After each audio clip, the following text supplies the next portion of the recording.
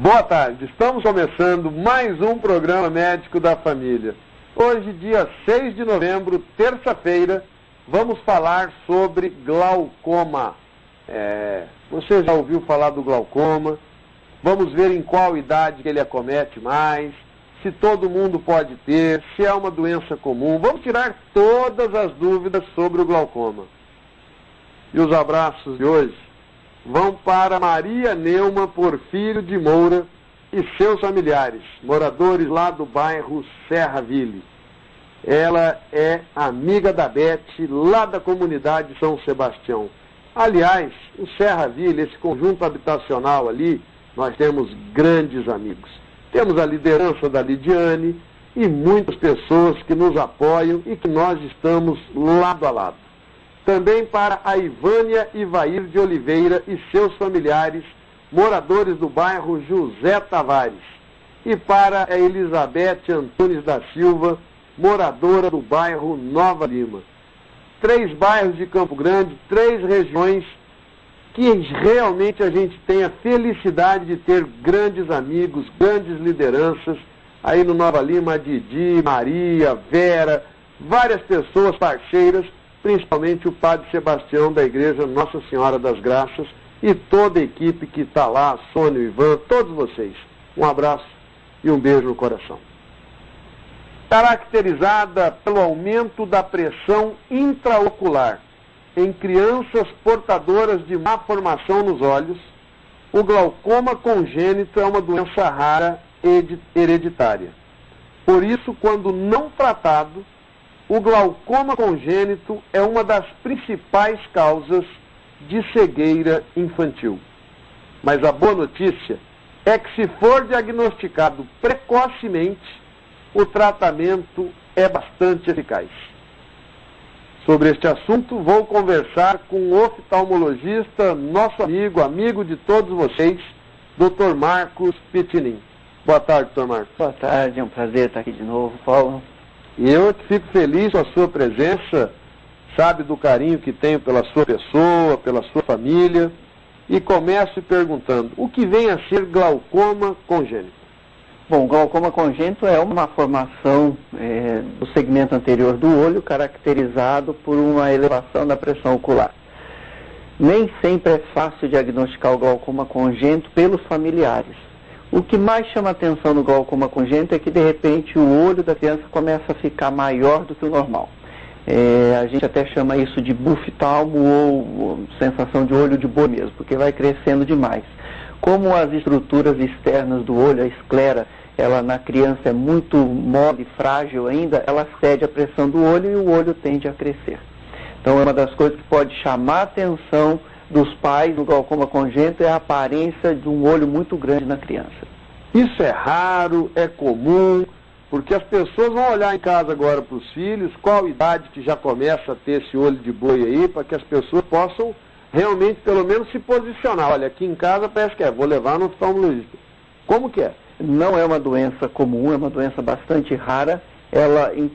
A criança já nasce com ela, com a alteração, e dependendo da pressão ocular, esse aumento do globo ocular é relativo. Então eu posso ter uma criança com menos de 1 ano já com globo ocular bastante alto, grande, ou eu posso ter uma criança com 3, 4 anos em que eu vou observar que o globo ocular está maior do normal. Tá? O ideal é não esperar ver o globo ocular grande, porque o globo ocular grande é sinal que já sofreu os efeitos do glaucoma. O bom era conseguir diagnosticar precocemente. E esperamos que com o teste do olhinho possa se diagnosticar mais precoce essas patologias, que é o caso do glaucoma congênito. Como muitos oftalmologistas vão acabar vendo essas crianças devido ao teste do olhinho, isso deve favorecer o diagnóstico precoce dessas patologias, como é o caso do glaucoma congênito. As causas do glaucoma congênito, para quem está nos assistindo? É uma má formação. O que significa? Que o olho não foi formado de forma adequada. É aquela história da criança que nasce faltando um dedo, faltando uma mãozinha, faltando um braço mais curto, ou seja, eu não tenho uma má formação completa do olho. Então, devido à má formação do segmento anterior, eu dificulto a drenagem do líquido do olho e, consequentemente, eu tenho um aumento da pressão ocular pela dificuldade de drenar o líquido do olho. E os sintomas? A criança chora de dor, ela lacrimeja menos, fica vermelho os olhos. O que acontece de sintomas para que a gente possa, pelo menos, ter uma pista a partir de agora? Esse é um problema sério, porque quase não dá sintomas, a não ser que ele seja muito grave. Na maioria dos casos não chega a esse ponto. Então pode ser um olhinho lacrimejando mais, uma criança que fica tentando fugir da luz porque a córnea fica meio inchada e a luz incomoda muito, a criança detesta ficar olhando para a luz. E o olho que pode ficar maior porque vai cedendo a pressão ocular. De modo geral não fica vermelho, não dói, porque apesar da pressão estar alta, em teoria no adulto, quando a pressão sobe muito, dói demais o olho. Na criança não, porque a pressão alta faz com que a parede do olho ceda. Então não causa dor. Né? De modo geral, isso, a criança não vai ficar chorando por dor. Diagnóstico. O pai em casa pode fazer, o rapaz na farmácia faz, ou tem que ir no oftalmologista para ele, com aqueles aparelhos que vocês têm? E hoje Campo Grande não deve nada a nenhuma capital brasileira em termos de aparelhagem oftalmológica. Eu estive num congresso que vocês realizaram, fui como convidado por ser presidente da Câmara Municipal, fiquei impressionado com o que estava sendo exposto ali no Palácio Popular da Cultura, nos estandes, e depois vendo os trabalhos que vocês apresentaram lá, que não devem nada a nenhum lugar aqui do Brasil e nem de fora do Brasil, não é isso mesmo, Márcio? Isso mesmo, a oftalmologia brasileira é uma oftalmologia de ponta, realmente não temos nada a dever para qualquer país do mundo. Hoje em dia não há necessidade de se fazer tratamentos fora de domicílio por falta de tecnologia ou bons profissionais. Não é o diagnóstico pode ser feito aqui? Com certeza, nós temos excelentes profissionais especialistas em glaucoma. Nem todo oftalmologista vai conseguir fazer diagnóstico de glaucoma congênito, porque é difícil fazer o diagnóstico. Normalmente a gente acaba encaminhando para um especialista em glaucoma, e nós temos vários especialistas em glaucoma em Campo Grande extremamente capacitados para fazer o diagnóstico. O diagnóstico é feito medindo a pressão do olho, que no caso de uma criança a gente não consegue medir normalmente como se faz nos adultos, que senta naquele aparelho que a gente chama lâmpada de Fenda e faz a medida ocular. Na criança, normalmente acaba indo para o centro cirúrgico para fazer a sedação, a medida da pressão ocular, analisar o nervo óptico e já aproveita e tenta fazer a avaliação das malformações que tem no segmento anterior. Dr. Marcos Pitinin, glaucoma congênito tem cura? Essa resposta o senhor vai nos dar logo após os nossos comerciais. Não saia daí não, é rapidinho, já voltamos.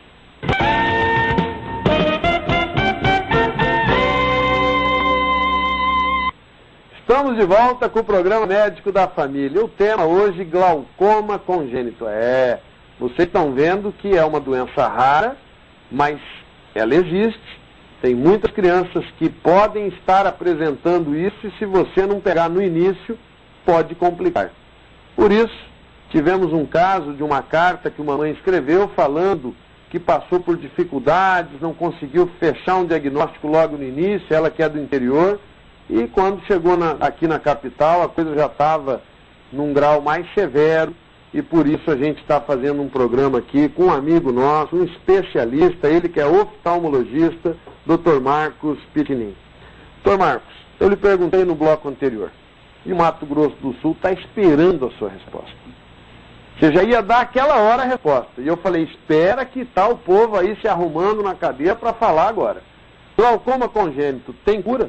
Sim, claro que tem cura. Como é uma malformação, e normalmente o problema é que nesta região do ângulo da câmara anterior nós temos um entupimento desse trabeculado, que é como se fosse um ralo que drena o líquido do olho. O tratamento é relativamente simples, basta você fazer uma abertura desta região, que ela está fechada, entupida por uma membrana, você faz uma abertura dessa região e o líquido do olho volta a drenar. Então, se o diagnóstico for feito precocemente e o problema for exclusivamente esta região, que é o mais comum, o tratamento é relativamente simples, que é feito uma cirurgia onde se faz a abertura dessa região.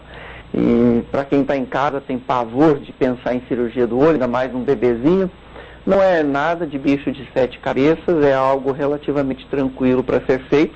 O único problema é que vai ter que ser feito num centro cirúrgico sob anestesia geral. Obviamente, uma criança não vai deixar você mexer no olhinho dela sem anestesia geral. Mas a anestesia geral, gente, ficou tão simples. Mas esse tratamento, por exemplo, teria como ser um tratamento clínico? Essa pergunta que o pessoal em casa deve estar questionando. Tem que ser cirúrgico ou pode pingar um colírio e melhorar esse problema do glaucoma congênito? Não, o glaucoma congênito, de modo geral, o tratamento é cirúrgico porque é uma má formação. É diferente do resto dos outros glaucomas, que raramente a gente necessita de cirurgia. Com o glaucoma comum, que é o glaucoma de ângulo aberto, que é o comum, que é hereditário, que dá na vida adulta e tal, normalmente a gente não faz cirurgia. Só com os colírios? Só com colírio, porque eu tenho um déficit, uma dificuldade de drenar, mas eu tenho as estruturas de drenagem do líquido do olho normais. Por motivos não conhecidos, há uma dificuldade de drenar, mas ela não é anormal. Então, com o uso do colírio, eu consigo equilibrar esse sistema hídrico do olho, na produção ou na drenagem. Já na criança, normalmente eu tenho uma má formação da drenagem. Se eu não resolver esse problema da drenagem, não adianta eu ficar pingando o colírio, eu vou continuar com o problema lá. Então, normalmente na criança o tratamento é cirúrgico. Existe, sim, algumas situações em que eu não tenho uma má formação tão intensa, em que eu tenho ainda uma determinada drenagem do líquido e que com o colírio eu até equilibra as forças. Mas, de modo geral, o glaucoma congênito é tratamento cirúrgico. Não se pensa em usar colírio para essas crianças. A criança teve o glaucoma congênito, fez a cirurgia, curou, tratou, ela cresce. Na idade adulta, ela pode ainda ter outro tipo de glaucoma ou nunca mais ela vai ter problema de glaucoma? Não, pode ter outro tipo de glaucoma, eles não têm correlação um com o outro. Quer dizer que aquela máxima que um raio não cai duas vezes na cabeça do mesmo indivíduo em relação ao glaucoma não existe. Pode cair. Então você abre o olho. Tome cuidado.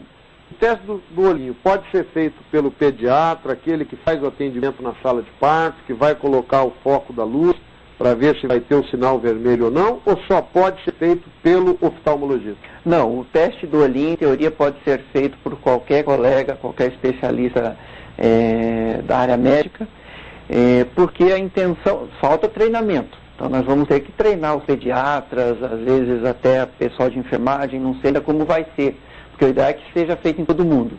Agora, obviamente, que se o teste do olhinho, quando tem a alteração, no caso de glaucoma congênito, se ele for feito pelo oftalmologista, é muito mais fácil se perceber a alteração do glaucoma congênito do que se foi feito por um outro colega que não é oftalmologista. Mas eu tenho a intenção do teste do olhinho em si não era, por exemplo, pegar o glaucoma congênito, porque o glaucoma congênito pode dar um teste do olhinho normal.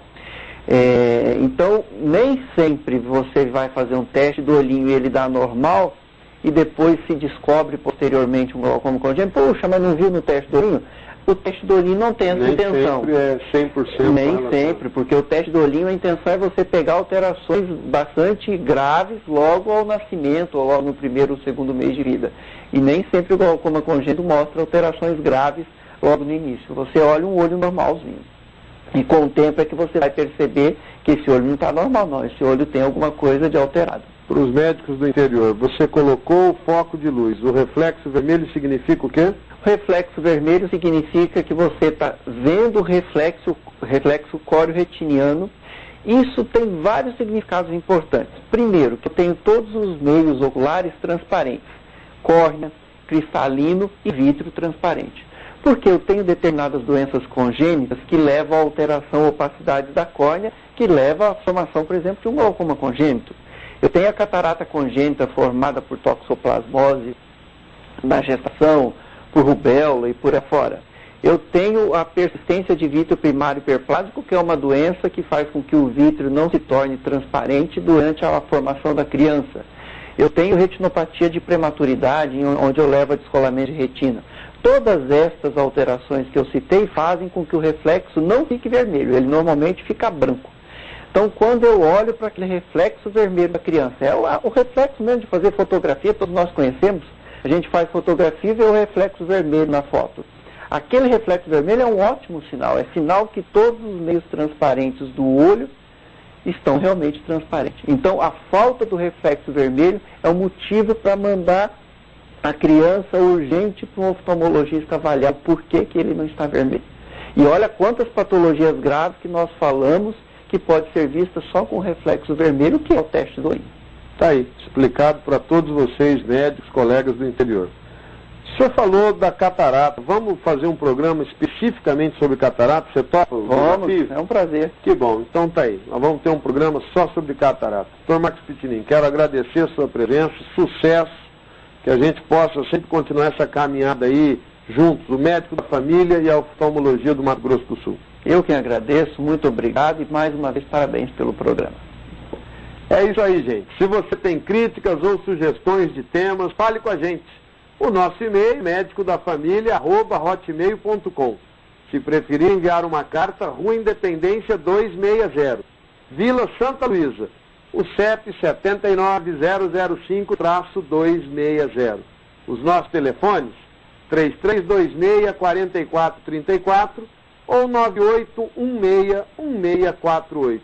Você sabe, né? O nosso compromisso é e sempre será de fé e saúde. Chegou o momento mais esperado do Dia do Povo do Mato Grosso do Sul. É porque tem uma reflexão, a reflexão que você espera todos os dias. E a de hoje foi feita para você.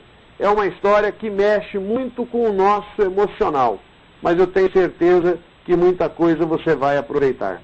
E ela diz o seguinte: havia um pequeno menino que queria se encontrar com Deus. Ele sabia que tinha um longo caminho pela frente. Um dia encheu sua mochila com pastéis e guaraná e saiu para brincar no parque. Quando ele andou umas 3 quadras, encontrou um velhinho sentado em um banco da praça, olhando os pássaros. O menino sentou-se junto a ele, abriu-se sua mochila e ia tomar um gole de guaraná. Quando olhou o velhinho, viu que ele estava com fome. Então ofereceu-lhe um pastel. O velhinho, muito agradecido, aceitou e sorriu ao menino. Seu sorriso era tão incrível que o menino quis ver de novo. Então ofereceu-lhe seu guaraná. Mais uma vez, o bom velhinho sorriu ao menino. O menino estava tão feliz. Ficaram sentados ali, sorrindo, comendo pastel e bebendo guaraná pelo resto da tarde, sem falarem um ao outro. Quando começou a escurecer, o menino estava cansado e resolveu voltar para casa. Mas antes de sair, ele se voltou e deu um grande abraço ao velhinho. Aí o velhinho deu-lhe o maior sorriso que o menino já havia recebido.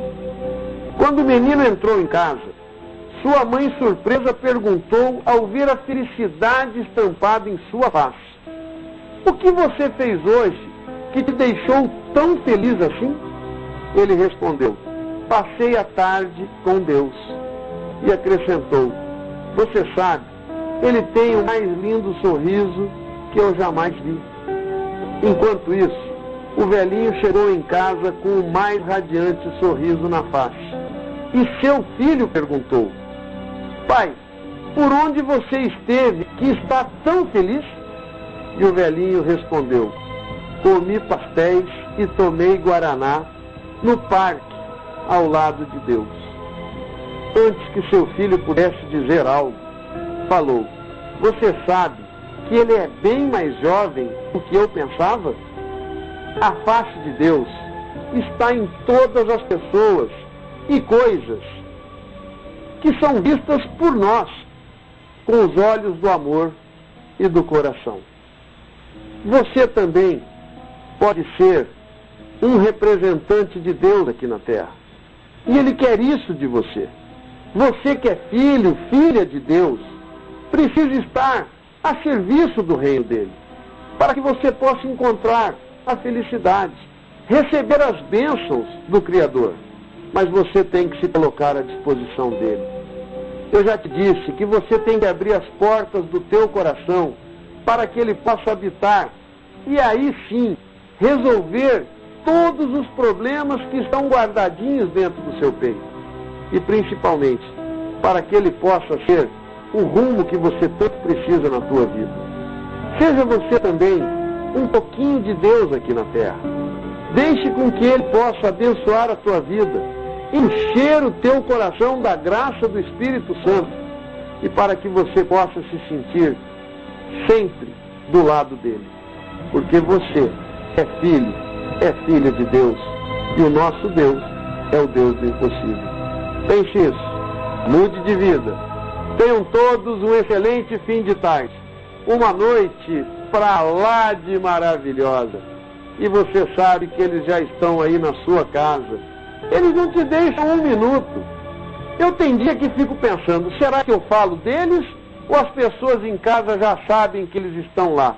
Mas vocês me pedem que envie eles até o seu coração, até a sua vida. Eu sempre rogo a Deus que envie os anjos de Deus para a sua casa, para a sua vida, porque eles te protegem. No próximo programa vamos falar sobre exantema súbito. Fiquem com Deus e os seus anjos. Até lá!